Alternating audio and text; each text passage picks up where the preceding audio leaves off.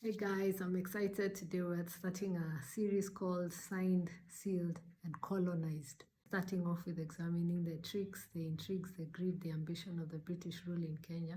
The story begins long before the first shot was fired. Then we look at the events, the actors, and how the journey was culminating in independence. We'll also consider other alternative pathways, things like reparations and alternative scenarios, things that could have happened but didn't happen. For example, a non-violent means to independence as it happened in other parts of the world. Would it have worked in Kenya or not? Finally, we discuss new forms of colonialism, and no, it's not neo-colonialism, it's something totally different, much more subtle. So welcome. My name is Dr. Grace Kaguthi, and today we're talking about around 1841 is where I'm going to start this off.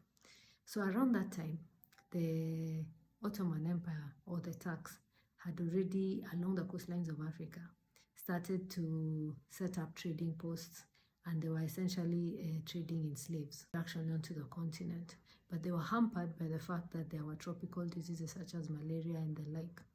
And there was also a limitation of the kind of technology or infrastructure that they needed to make inroads into the hinterland.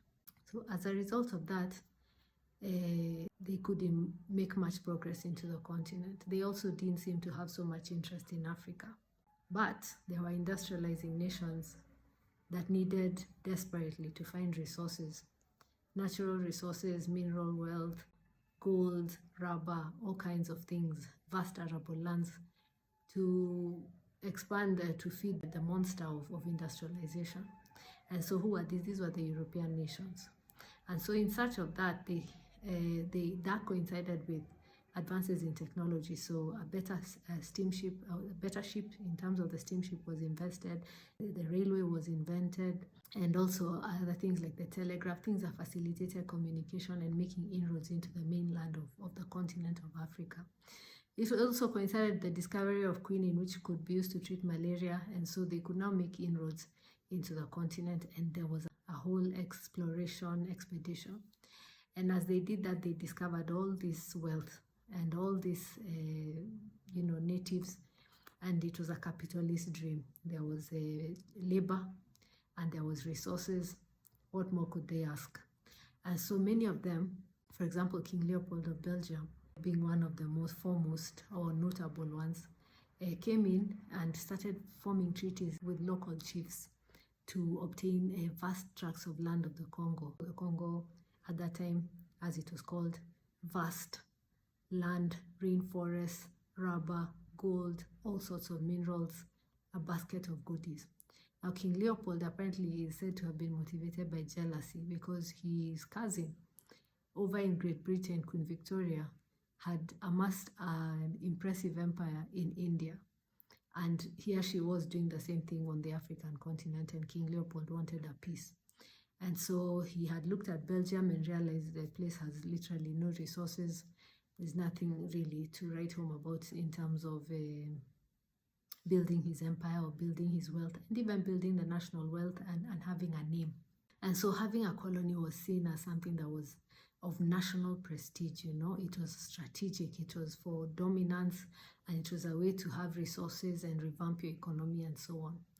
And so he had made all these secret treaties, yet other nations like France and Portugal also had claims.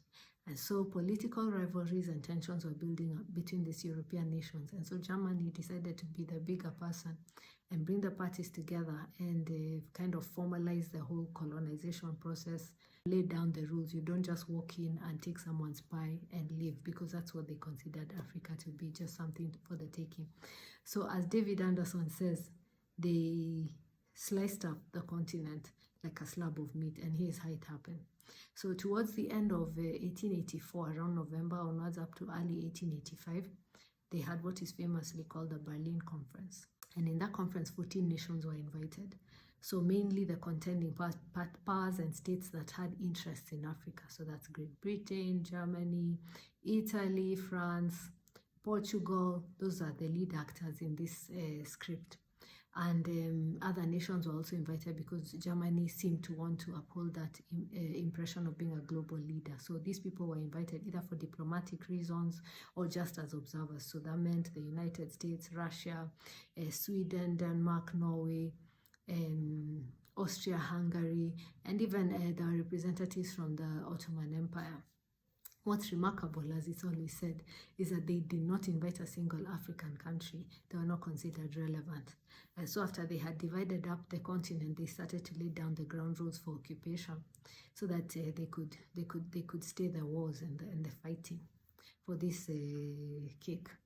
So they said, one, you have to occupy the land administratively. So you have to have some kind of legislation and administrative structures on the ground. You also have to have enforcement capacity, so police and all that on the ground. Finally, you cannot just grab land without saying that you're taking it. So they formalized it and then make treaties with the local chiefs, quote unquote, to protect them. So after they had done all this, accelerated the process of colonialism because it was like a rubber stamp. It's like, go ahead. And so the British selected East Africa, and it was called the British East Africa Protectorate.